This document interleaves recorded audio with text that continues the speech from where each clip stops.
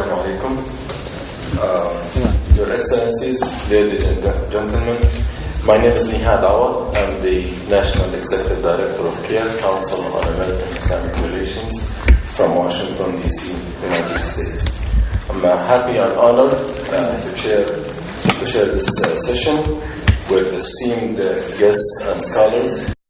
I'm sure we may hear some specific examples, because the challenge for this session and for the speakers is always to inspire people so that we move ahead in our intellectual discussion inspired by stories, ideas, to have an impact on preventing the next conflict. Each speaker is representing a perspective from a religious point of view or personal experience or understanding of their faith tradition on conflict resolution, and conflict prevention. I'm honored to be joined by Dr. Roger Bensky from Australia, who is a professor at University of Georgetown in Qatar in public speaking and drama. Public speaking and drama are very exciting subjects. I would like to be enrolled sometimes and hear you. I will give each speaker about 10 to 12 minutes, and after that I'll summarize maybe for 1 minute my understanding, and we have our rapporteur here, Dr. Stephen Biller, who will at the end of the session summarize the proceeding of this session and submit it to the chair of the conference. So after that I will be joined by my good friend Dr. William Bindley for another 10 to 12 minutes, and we're waiting for Dr. Asad Samharani. So without any further delay, I would like to give the floor to Dr. Bensky. My topic, although I am not a rabbi and don't pretend to be one, is Rabbinical Fires of the Wise, Principles Governing Interface, the Human Interface, in Pirkei Avot, which I will explain. Greetings to one and all on this auspicious and joyous occasion. An occasion which is an ipso facto demonstration of our topic, solidarity, human solidarity, which we are hereby invited to examine through the prism of religion, and especially of the Abrahamic traditions of monotheism. And who among us could possibly be against it, be against solidarity? This uplifting and evocative expression, which has become a noble commonplace of all well-meaning individuals in this day and age. Yet before heading on down the metaphysical highway, as it were, we need to pause and determine exactly when this expression first came into existence as common parlance, at least within English. Following my own advice, I have discovered that in English, solidarity came into being in the 1840s and derived, in fact, from the French, solidarité, which the Encyclopédie popularized in 1765, deriving it upstream from the Latin, in solidum, meaning for the whole. In other words, this expression, which has recently been honored, as we all know, by the UN, stressing mutual responsibility and interdependence in the context of globalization, is, semantically speaking, a recent development, being an endearing child of the European Enlightenment at a great historical and socio-cultural distance from the birth of the great faiths, monotheistic faiths, which bring us here together in Doha. This is why, in forming my own topic, I have rather chosen the expression of human interface, interface as well as faith, interface, based on the understanding that what our overarching topic is inviting us to do through our respective faith traditions is to see which principles have been at work over the centuries and millennia to guide our conduct in such a manner as to honor the injunction of respect for the sacredness of both self and other in the name of a divine creator.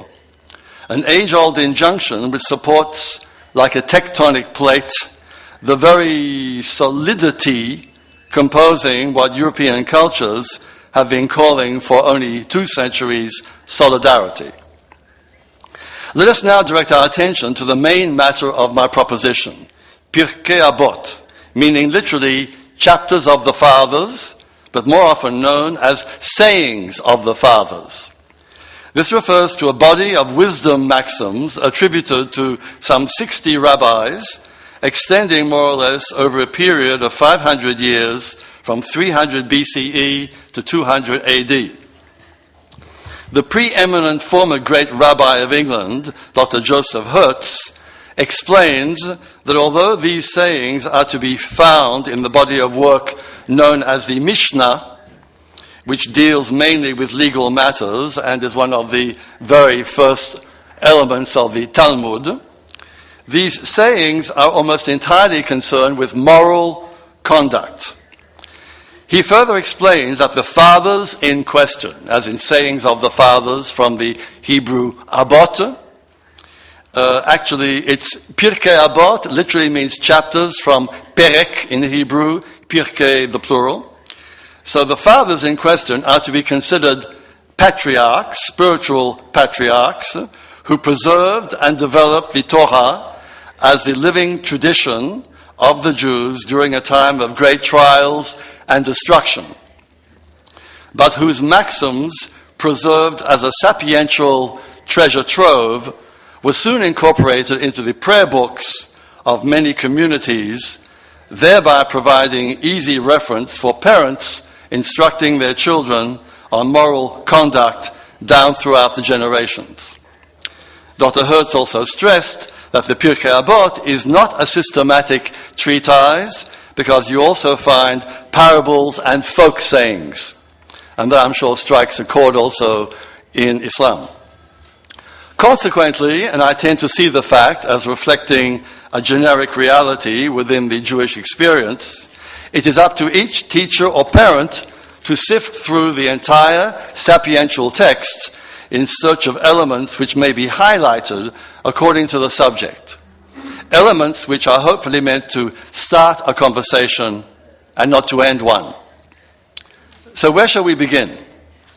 My favorite among these sayings is from the great sage Hillel, and is known well beyond the confines of Judaism. Here we go. If I am not for myself, who will be for me? And if I am only for myself, what am I? And if not now, when? If I may be allowed a personal note here, the saying I have read to you, as I have had to adapt throughout my own life to several different countries and contexts, has been a beam of light in the shadows of sometimes perplexing experience. The 3 component parts of this profoundly wise formulation are of crucial importance to all reflective human beings. First, if I am not for myself, who will be for me? First, we have the respect for one's own integrity, rights, and legitimacy. Nothing positive can flow from self-hatred or self-abasement, since eventually they will be turned against others. Secondly, and if I'm only for myself, what am I? Secondly, the warning against manipulative self-absorption. As a parenthesis, did you notice we have moved from a who, as in who will be for me, to a what, as in what am I? We'll come back to that in a moment. Thirdly, and if not now, when? This is consistent, this injunction to action is consistent with what the ancient Greeks called kairos, the sense of judicious timing. So the connection with human solidarity, you ask? What I'm claiming here is that Hillel is touching deeply on the matter by inscribing the preeminence of the who over the what. If I do not value my own existence, implicitly the gift of life from God, then I cannot count on the support of another God-given life. Secondly, if I think I can reduce this gift to a purely self-oriented morality, devoid of concern for others, then I have fallen to become a mere what, meaning I have lost my status as a human being and as a gift to the world from a divine creator. And since I now understand this, why am I waiting to implement it in the sphere of action? And if not now, when? Another saying from Pirkei Avot that has nourished me throughout my life and is very pertinent today is ascribed to Simeon ben Zoma, a younger contemporary of Akiba and a disciple of Rabbi Joshua ben Hanania. Here it is. Who is wise? He who learns from all men. The ripples from this apparently simple saying radiate far and wide in the rivers of the mind. The most restrictive meaning is a corporate one, since Ben Zoma is paying homage to his own teachers, although even within that context there is a call to openness of mind and generosity of spirit, without which solidarity would devolve into an empty slogan. We've all known students who were indifferent to all their teachers except one or two, just as we ourselves have perhaps been guilty of the same kind of optional blindness. Let's now extend the injunction beyond the ivory tower and think of consequences within broad-based human groups, among nations, and between faith traditions. Who is wise? He who learns from all men. We then begin to grasp the breadth and the depth of this wonderful sapiential offering. Let's now freeze the screen a moment and agree on one thing. If we are here assembled today to try to wrap our minds around something called solidarity, it's because the in solidum, the for the whole, of our multiple human interactions has perhaps become a three-sided object in flatland, or if you prefer, a mutable conundrum which we know in our bones we simply have to resolve in order to assure the future of humanity.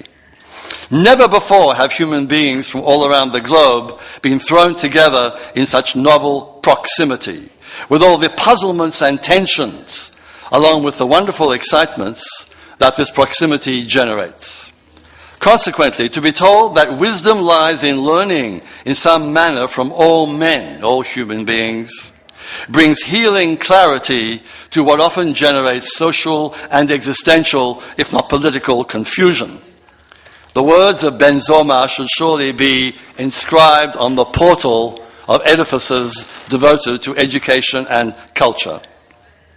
However, that is not the totality of the saying, since Ben Zoma goes on to ask another telling question based on Proverbs. Who is mighty? He who subdues his passions. As it is said, he that is slow to anger is better than the mighty, and he that ruleth over his spirit than he who taketh a city. Just when we find ourselves nodding in agreement, Dr. Hertz reminds us of another definition of the term mighty in rabbinical thinking, and it is, he who turns his enemy into a friend. He who turns his enemy into a friend. All the more reason to juxtapose in Talmudic vein other nuggets about wise behavior in situations of tension. First this from Simeon ben Elazar, a disciple of Rabbi Meir. Here we go. Do not appease thy fellow in the hour of his anger, and comfort him not in the hour when his dead lies before him, and question him not in the hour of his vow, and strive not to see him in the hour of his disgrace. Although one may assume that the fellow in this quote is a member of the same faith tradition, especially when the quote is positioned in historical context, 2,000 years ago, it remains there is adequate food for thought here if one now applies it to relationships between human groups, markedly so to groups in conflict. And in the same fashion, there is reason to pause at length when contemplating the following comment by a certain Samuel the Younger, that's how he is known, who lived at Yavne some 2,000 years ago. And this really is the main quote I have to offer you. And thinking of all that was said earlier today, rejoice not when thine enemy falleth, and let not thine heart be glad when he stumbleth, lest the Lord see it, and it displease him, and he turn away his wrath from him unto thee. Chief Rabbi Hertz sheds further light on the matter by explaining it would be fruitful to link these two quotes from Pirkei Avot to allow you to hear Dr. Hertz's own voice. To force your presence upon a person in the hour of his disgrace is like gloating over his misfortune. These representations, ladies and gentlemen, clearly point out that the most desired ideal of solidarity is like a mountain which may be climbed from different sides, some of which are unsuspected. And in particular, the question of how to ethically conceive one's enemy in order to strive to overcome enmity is an enshadowed mountainside which these humble quotes can illumine in ways rarely visited. Shukran. Shukran to you. Thank you very much. We will allow comments at the end of the session. Now it's my pleasure to introduce Dr. Asad Sahmarani. Sorry for the glitch. Dr. Abdul Hadi Tazi is here in the place of Dr. Asad Sahmarani, who has not been able to make it. So without any further ado, I'd like to introduce Dr. Abdul Hadi, please. شكرا سيد الرئيس، سادة الزملاء الأعزاء، سيدات الفضليات. عندما تلقيت الدعوة للمشاركة في هذا اللقاء الدولي الهام، وخاصة فيما يتعلق بالتضامن الإنساني، شعرت بواجبي لأتحدث حول الموضوع من جهة خاصة. احنا استمعنا إلى زميلنا الأول الذي تناول الموضوع من ناحية فلسفية. أنا أريد أن أفاتحكم جميعا وأغتنم هذه الفرصة لأذكركم بالأحداث التاريخية التي كانت قبل هذا التاريخ ممن اهتمت بالموضوع. أنا حضرت قبل سنوات في مؤتمر في بوسطن يعالج موضوع غريب. هذا المؤتمر يعالج مستقبل الماضي، the future of the past. وكنت حضرت من أجل تاريخية ينبغي أن تكون في أذهانهم وتتعلق بالتاريخ الدولي للمملكة المغربية فيما يتعلق بالتضامن الإنساني. لعلكم جميعا يعلم أن الأرشيف الأوروبي والأمريكي كله يتحدث عن وجود علاقات دبلوماسية بين المغرب وبين غيره من الدول.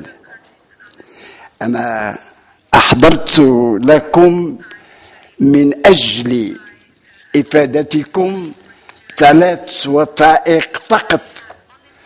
أوروبا تموج بالوثائق، أمريكا تموج بالوثائق. حضرت لكم 3 وثائق فقط، واحدة من الأرشيف الفرنسي، واحدة من الأرشيف البريطاني، واحدة من الأرشيف ديال الولايات المتحدة الأمريكية. أولا لأحسس زملائي بأن تاريخ المملكة المغربية تاريخ عريق أصيل جدا في المجموعة البشرية. ثم ثانية لأتحدث بالضبط وفقط عن العلاقات التي تتصل بالتضامن الإنساني في ذلك الوقت القديم. أنا سيد الرئيس أمامي هذه الوثيقة مثلا التي تتحدث عن موضوع جد غريب، وهو أن ملك المغرب أبو يوسف في التاريخ الوسيط يقوم بمساعي حميدة بين ملك فرنسا فيليب لوهاردي وبين ملك إسبانيا ألفونس العاشر من أجل أن يتصالحا لخير الإنسانية. أرجوكم أن تتصوروا ملكا عربيا مسلما مغربيا يتوسط بين دولتين مسيحيتين من أجل السلام في أوروبا. وأغرب من هذا السيد الرئيس أن ملك المغرب يقول لملك فرنسا فيليب لوهاردي: أنا أعرف أنك تنتمي إلى الدين المسيحي، وأعرف أن ملك إسبانيا ينتمي إلى الدين المسيحي، وأنا مسلم، ومع ذلك أرجو أن لا يقوم نزاع بين الناس في أوروبا. هذا شيء أردت عمدا أن أثير انتباه إليه. ملك المغرب لا يرضى إطلاقا بأن يرى مسيحيين 2 يتضاربان ويتصارعان من أجل أهداف فارغة تافهة. الوثيقة الثانية السادة الزملاء اتفاقية بين ملك المغرب في العصور الوسطى، بين ملك المغرب وبين ملوك جنوب أوروبا للتعاون والتضامن فيما يتعلق بأعالي البحار، من غير ما أن يخطر ببال ملك المغرب أن هذا مسيحي وهذا غير مسيحي. أنا أرجو أن تسمحوا لي السادة الإخوان، وخاصة الذين زملائي الذين ينتمون إلى المشرق، أن أبرز لهم شيئا بسيطا ومهما، أن فيه الذين أرخوا لتاريخ العلاقات الدولية مثل القلقشندي في صبح الأعشى. القلقشندي في صبح العشاء إنما اهتم بجانب من المشرق ونسي المغرب. أنا هنا أريد أن أقول في هذه المناسبة إن حضور التاريخ الدولي للإسلام يوجد في الأرشيفات الأوروبية وليس في الأرشيفات المشرقية. لذلك أنا هنا أريد أن ألفت النظر إلى ما يوجد من كنوز في الأرشيفات الأوروبية. الوثيقة الثالثة، وهي من أجمل الوثائق التي وجدناها في كل المكتبات الأوروبية والأمريكية والآسيوية. أنا ستسمحون لي بين هلالين لأقول لكم أنني من المهتمين بالتاريخ الدولي للإسلام وعلاقة الإسلام بالآخرين. عندي 15 مجلد مطبوعة حول هذا الموضوع، وأرجو أن ألفت نظر زملائي إلى هذا الموضوع. هذه الوثيقة تتضمن 3 عناصر. العنصر الأول أن ملك المغرب يطلب بحذف الرق، الاسكلافاج، بحذف الرق في المصطلح الدولي، ويحرم تملك العبيد، ويطلب إلى الدول الأوروبية أن تتعاون معه في إزالة هذا العار من العالم. النقطة الثانية، يحرم سجن السيدات وسجن المسنين الذين كبروا في السن وسن الأطفال. النقطة الثالثة، وهي التي أرجو أن أنبه لها، وهي أنه يحرم إطلاقا أن تصادر المواد الغذائية التي تروح إلى بلاد جائعة.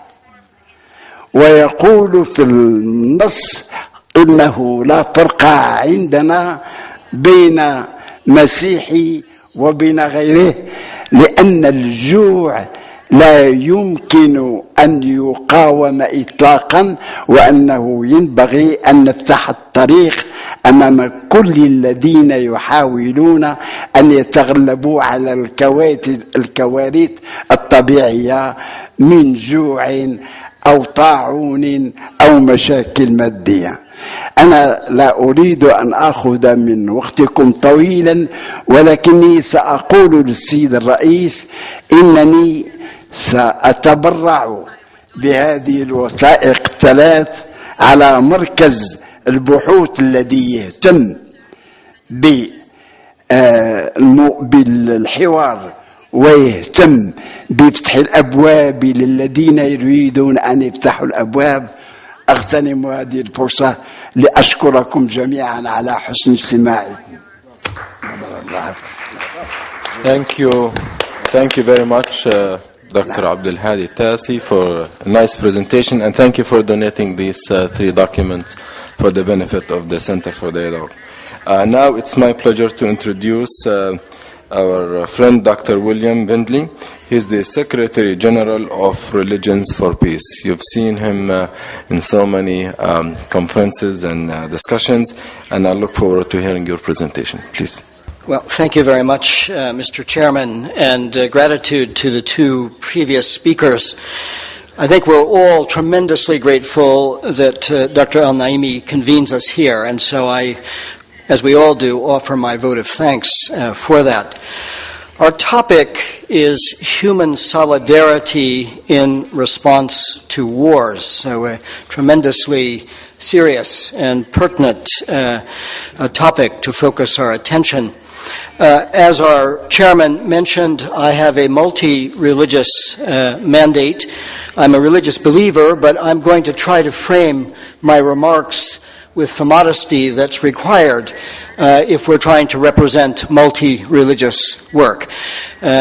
Each of us has our own tradition, and it's infinitely richer than the attempt to modestly speak about our areas of shared consensus, but that's important for us too. I want to talk about 3 things. I want to talk about, first of all, the gift of peace. I wish to do this because in the work of conflict transformation, conflict resolution that I've had the privilege of working with, and with some of those in this room, we are often working with governments, or we're working with the United Nations. And so they understandably are a little shy to talk about what religious people might call the gift of peace. So I think it's worth dwelling on that in this context. Secondly, I would like to suggest that together, our religious communities cooperating together, we need to try to advance a new political paradigm of peace, which echoes, if you will, the gift of peace as this is known in our respective religious traditions. So that would be my second point. I'm going to describe that as a notion of shared security. And third, just a few comments on the need for our building together a global alliance of multi-religious mechanisms designed to advance peace. And here again, the people in Doha, Dr. Al-Naimi and his colleagues, will be crucial for all of us to advance this work together. I also mentioned that my own comments are coming out of very specific, concrete, practical experience. I would be remiss if I didn't acknowledge a colleague, Ifet Mustafic, is here, center of this table.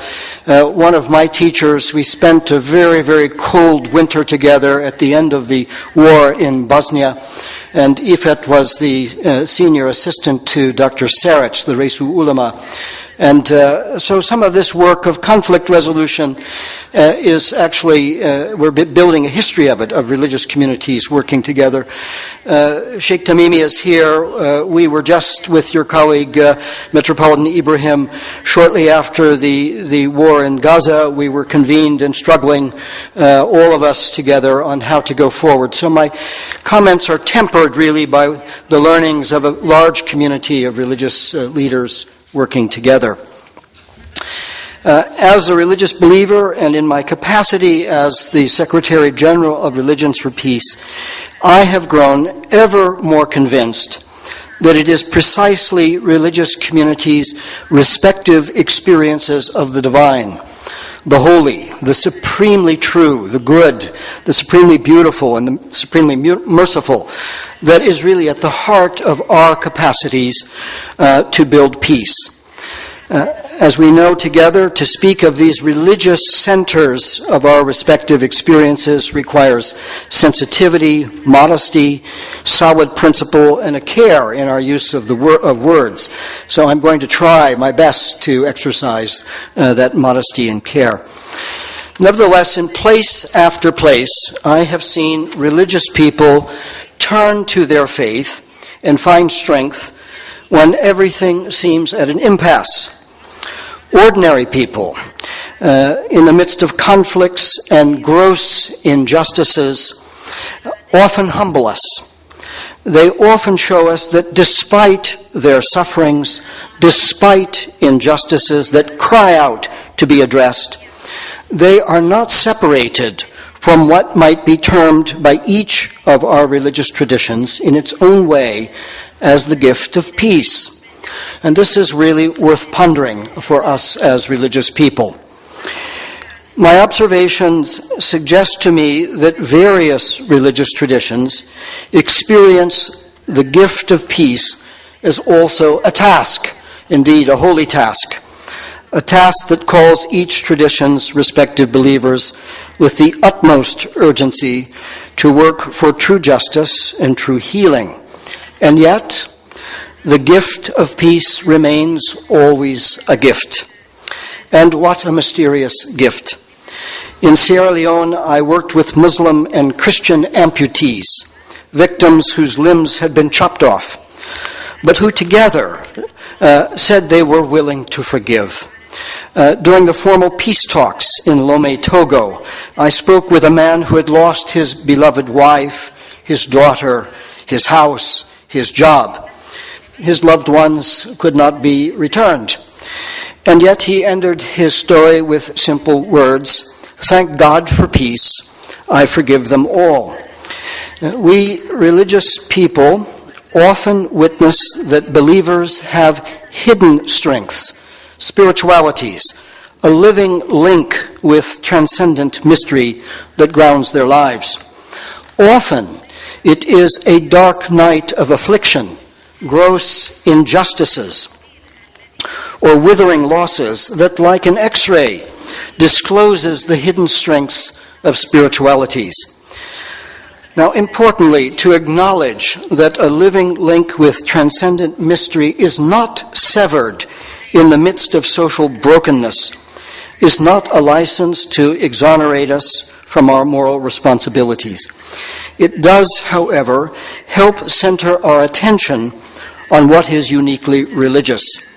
It can invite each to open to his or her tradition's most original religious experience of the gift of peace. In turn, the links between the gift of peace and the spiritual practices or spiritualities of each tradition can be examined, unfolded, and nurtured by each tradition's communities. This is not first and foremost an academic experience. In actual fact, in the darkness of violent conflict, people do bear the unbearable. People do find hope when there are no apparent grounds for hope. People forgive the unforgivable. People sacrifice themselves out of love for others. These spiritual strengths, and we know them each from our own tradition, are also cultivated by our traditions in what we might call the bright noon sun. We are called to foster individual acts of kindness, caring, honesty, a healing and strengthening of reason, and a commitment to build social systems that advance justice, function transparently, and invite participation through which we can joyfully live together. If each of our religious traditions works to build a link between its experiences of the gift of peace and its respective spiritualities, then these spiritualities can provide to believers enormous courage and strength to confront the blend of tragedy and human wickedness encountered in violence and injustice. Religious communities can invoke their respective spiritualities to counter messages of hate, calls for violence, and other misuses of their religion for non-religious purposes. Building on and adding to the power of spiritualities to work for peace, spiritualities linked to the gift of peace, there are related moral heritages of each religious tradition that can provide to their believers a compass for dealing with complex situations. In this regard, I have particular pleasure to recall with you the great Emir Abdel el-Qadir, who won the praise of fellow 19th century luminaries as diverse as President Lincoln, Queen Victoria, and Pope Pius IX. Abdel el-Qadir, you may recall, mounted military resistance against the bungled French occupation of Algeria in 1830. During the time that he led the resistance, he was known for his courage and his tenacity, but equally for his exacting moral standards. He demanded, for example, that his prisoners receive humane care, indeed the exact same rations as his soldiers. He surrendered to the French generals in 1847, lived in house arrest in France, and was exiled to Damascus in 1852. But there he saved thousands of Christians. There was a political upsetment, and he saved thousands of imperiled Christians. He had a moral compass and struggled to use it consistently, most tellingly in his comportment with those with whom he's differed. When he died in 1883, the New York Times hailed him as one of the few great men of the century. I'm going to abbreviate, but I want to bring our attention to precisely the religious community's experiences of the gift of peace, the related spiritualities, and the moral heritages.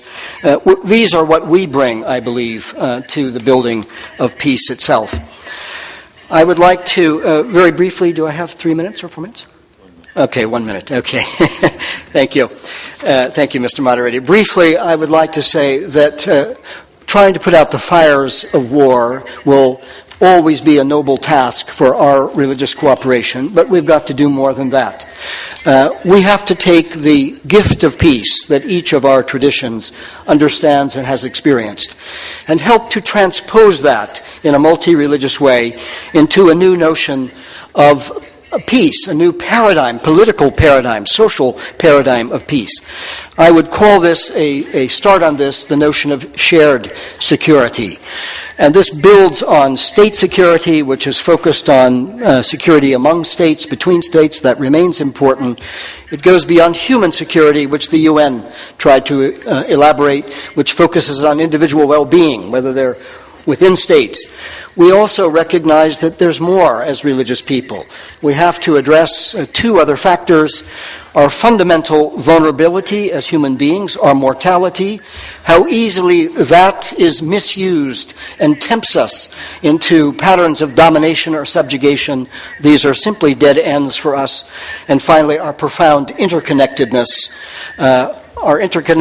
which, to use two traditions' way of speaking to each other today, love of God and love of neighbor, precisely in our experience of the transcendent. We recognize that what we call the golden rule is grounded, that we are fully called to care for one another. We need, Mr. Moderator, today a political paradigm, a social paradigm, modestly stated in public language that echoes the profound gift of peace that our respective traditions have received. Thank you very much. Thank you. Thank you very much, Dr. Windley, and thank you to all our presenters, Dr. Binsky, Dr. Tazi, and Dr. Windley. The first speaker reminded us that helping others starts with helping oneself, and empowering others starts at home, and the criteria of helping others in times of distress. Dr. Tazi spoke about some vivid examples from the Moroccan experience in peacemaking in the past, and he showed us some documents. And Dr. Windley focused on the gift of peace. He spoke, I'm sure, on behalf of many faith traditions because of his position and some examples. Now we have a challenge. We have 30 minutes. I hope we do not make war in the next 30 minutes because we have short time and we have 26 people to speak. So, here's the thing. Those who listed their names here, I assume that you would like to speak, right? No? All right. Okay. Then I have a request. Oh, this is presence? Okay. Well, that makes it much easier for us. Then we'll have peace in this session. Then I will follow my discretion by assigning people to speak if they would like to, given the short time that we have. Now, here's the criteria. Help me. A, focus on the subject. So be precise, concise, to the point. And please respect the subject matter of today's discussion, which is the human response to the events of war from a religious perspective. Either you inspire us by your experience or the experience of other people, contribute to this discussion. Number 3, if you have a question, the priority will be given to asking the presenters. So the priority is for questions, and the second priority will be for your comments. So without any further ado, I would like to ask Gregorios Ibrahim to speak for 2 minutes. And we're talking about self-help, but also self-discipline. 2 minutes, and save yourself my intervention. Thank you. في كل المؤتمرات واللقاءات والمحافل التي يحضرها ويشارك فيها رجال الدين، خاصة من الديانات التي اصطلح على تسميتها بالديانات السماوية أو الديانات الإبراهيمية أو الديانات التوحيدية، نجد أن هنالك تفاهما وتوافقا على أن الأديان ورجال الأديان ليس لهم أي علاقة بإثارة النعرات أو الحروب أو الدمار أو القتل أو العنف أو المجازر. ويستشهد أصحاب هذه النظرية المكررة دائما إلى نصوص وردت في الكتب المقدسة، التوراة والإنجيل والقرآن. ونحن اليوم جئنا إلى الدوحة بدعوة من هذا البلد المضياف الذي أصبح من أهم البلدان الداعية للانفتاح والحوار وأيضا بدعوة خاصة من مركز الدوحة الدولي لحوار الأديان لنشارك في المؤتمر السابع لحوار الأديان تحت شعار التضامن الإنساني. ولكن وكما جاء على لسان رئيس هذه الجلسة في بدء الندوة الدكتور نهاد عوض أن البعض يقول بأن الدين هو موضوع جدل ونقاش في كل المحافل، وغيره يقول أن الدين في بعض الأحيان هو وراء ما يقع من صراعات هنا وهناك في العالم. لو عدنا إلى أمكنة الصراع في العالم ومنها في الشرق الأوسط لوجدنا في بعض الأحيان أن الدين أو المذهب يستخدم من قبل جهات إعلامية وصاحبة القرار لجعله سبب من أسباب الخلاف بين أبناء البلد الواحد، رغم أن شعار هذه البلدان معروفة هو أن يعيش المواطنون تحت سقف المواطنة وفي تكامل وحدة وطنية وإخاء ديني وعيش مشترك. ولا أريد أن أعطي أمثلة على ذلك، ولكن لا بد أن أذكر العراق وما يجري على أرضه اليوم، فهنالك كارثة كبيرة بهجرة أبناء البلد إلى كل أقطار العالم هربا من العنف والقتل. السؤال إلى المشاركين في هذه الندوة: كيف نستطيع أن نبرئ الأديان من الاتهامات التي تشير إلى أنها سبب من أسباب الصراع؟ وهل تكفي المؤتمرات واللقاءات والمحافل الدولية أم يجب أن نفكر أكثر ونعمل أكثر، خاصة في مجال الإعلام والمناهج المدرسية والخطاب الديني والعمل مع أصحاب القرار والحكومات والأمم المتحدة كما ذكر ويليام فيندلي؟ هل يمكن أن يضع هذا المؤتمر مستقبلا ومعه مركز الدوحة الدولي لحوار الأديان ورقة عمل يتضمن كل الخطوات التي يمكن أن تخفف من اتهام الأديان بأنها وراء كل أنواع الصراع بين أبناء البشرية؟ وشكرا. Thank you very much.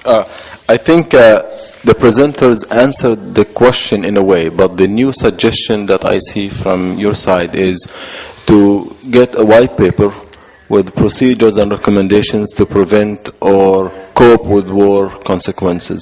So I hope the rapporteur will take that into consideration when we submit the report to the chairman of the conference. Thank you. Now I would like to ask Dr. Hassan Musa. He is the Vice President of the IFTA Council in Sweden. بسم الله والصلاة والسلام على رسول الله. اسمي حسان موسى، نائب رئيس مجلس الإفتاء السويدي، رئيس الهيئة السويدية لنصرة النبي والدفاع عن المقدسات الإسلامية. في نقاط سارعة: أولا، يجب علينا كأئمة، كرجال دين، كمفكرين، كعلماء، قبل أن نفكر في زرع القنابل والألغام لنشاهد الأشلاء، أن نزرع في قلوب الناشئة ومن يستمع إلى مواعظنا وتوجيهاتنا إلى معاني الحب والإخاء والإنسانية.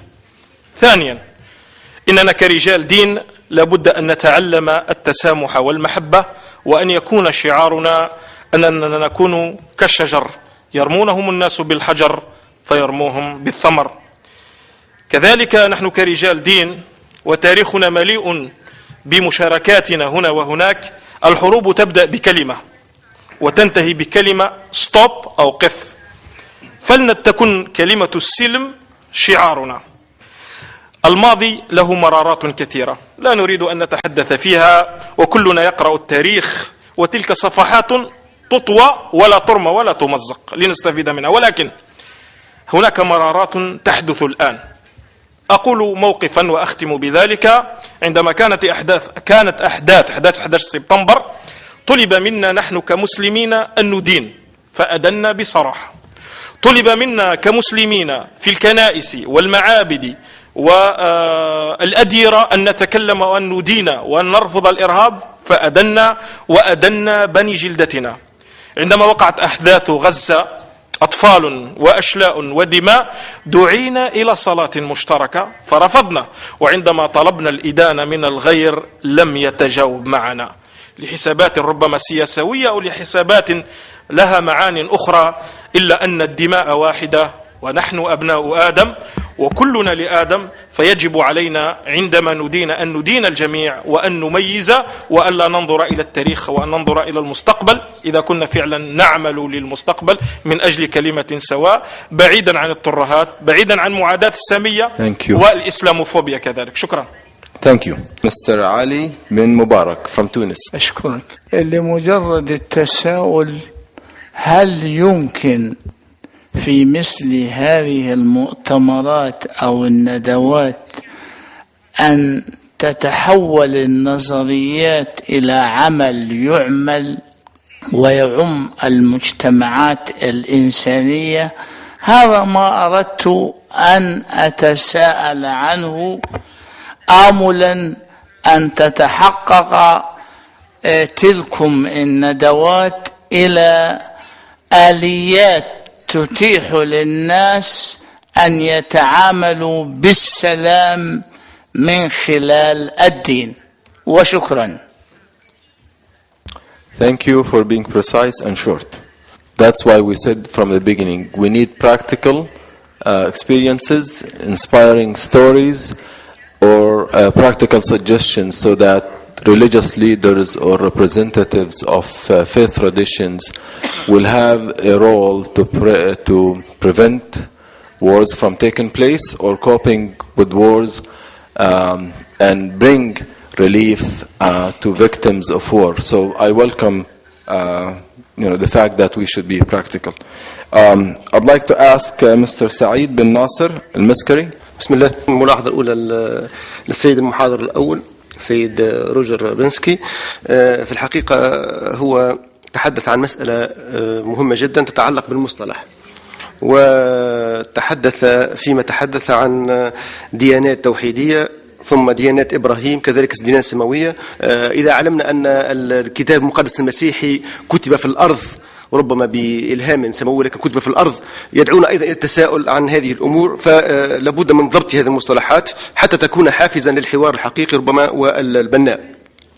النقطة الثانية تتعلق أو توجه للدكتور عبد الهادي التازي. في الحقيقة هو حاول أن يؤسس لنا ذاكرة حوارية، وهذا مهم جدا لأنه لا يمكن لنا الحوار دون ذاكرة، والذاكرة أن نتحدث عن تجارب ربما وعن تراث قديم وعن مخطوطات إلى غير ذلك، وذكرنا مجموعة من المخطوطات المفيدة، ولكن ربما كان من الأفضل أن توجه أو لو وجهت هذه المخطوطات نحو المحور وهو له علاقة بالحروب.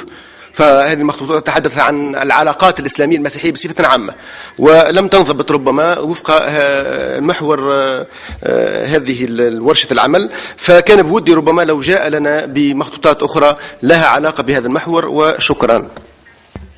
شكرا. هل تريد أن تعلق؟ شكرا سيد الرئيس. ما سمعته أولا أريد أن أقول إن مداخلتي تتركز على ما أشار إليه ولدي وزميلي من تونس، تتركز على ضرورة استحضار الماضي في معالجة أمور. ماضينا بلغ درجة كبرى في علاج كل القضايا التي نعالجها اليوم.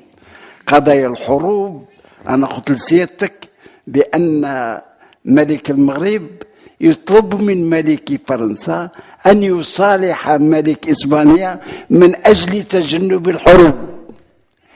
أنا أريد في هذه المداخلة أن ألفت النظر إلى أنه إلى جانب رجوعنا إلى الأصول الدينية، سواء كنا مسيحيين أو يهود أو مسلمين، إلى جانب ذلك هناك تراث عظيم كبير جدا في الأرشيفات الأوروبية يتحدث عن هذه المواضيع. مشاكل اليوم هي مشاكل الأمس، لا يمكن أن نفصل بينها، ولذلك ينبغي أن نبحث عن فض مشاكلنا على ضوء ما كان بالأمس. شكرا سيد الرئيس. شكرا. دكتور حتون أجواء الفاس. شكرا سيد الرئيس. هتون أجواد الفاسي، مؤرخة من جامعة الملك سعود بالرياض، وحاليا أستاذ زائر في جامعة قطر. مداخلتي مرتبطة بالنساء كما هي العادة، باعتباري أن أنا مهتمة هذا الموضوع دوما، وهو الموضوع اللي دوما أجده في المواضيع المتعلقة بحوار الأديان غائبا. بالنسبة لموضوع الجلسة، كما نعرف أن النساء هن ضحية الحروب الأولى، قتلا، تهجيرا، ترملا، تثكيلا، اغتصابا، هذه كلها مواضيع أجدها غائبة كثيرا في مواضيع الحوار، وهي غائبة في الواقع عن قرارات الحرب كما هي غائبة حتى عن بعض قرارات السلام. فأنا من هنا من هذا المنبر أدعو إلى عدد من النقاط. أول شيء إلى أن يتم الاعتراف بمركزية دور المرأة في الحروب كقضية وكضحية وكضرورة في أن تدمج ضمن قرارات وأن تشارك في القرارات السياسية المتعلقة بكل ما يتعلق بها، ولا أن تكون مجرد صورة حاضرة. أيضا أرى أن يعني أسأل طبعا البانل عن ماذا قدموا للمرأة كمشاركة وليس كمجرد ضحية تنتظر المساعدة المعنوية. وهنا يعني أختم بأني لا أحتاج في الواقع إلى أن أدلل على موضوع مشاركة النساء في مسألة السلام وفي الحروب دينيا، لأن نحن نعرف أن آداب الحرب الإسلامية تطالب بعدم التعرض للمرأة وللطفل وللشيخ والراهب والشجرة إلى آخره، فهذه معاني مفروغ منها دينيا وإنسانيا.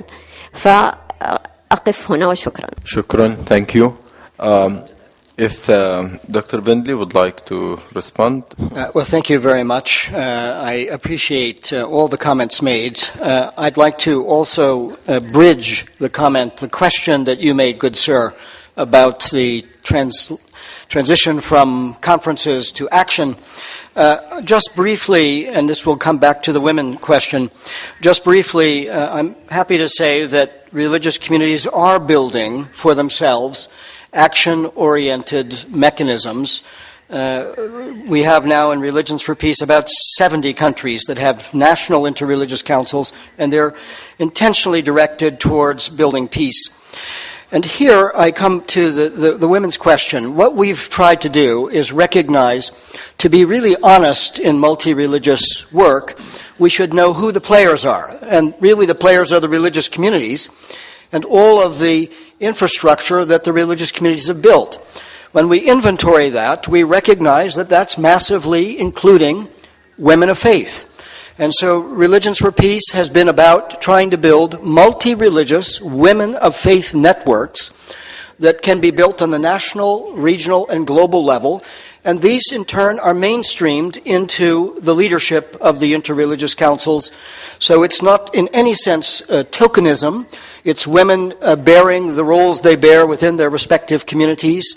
And this has been proved to be invaluable in the multi-religious work. A very tiny anecdote. In the midst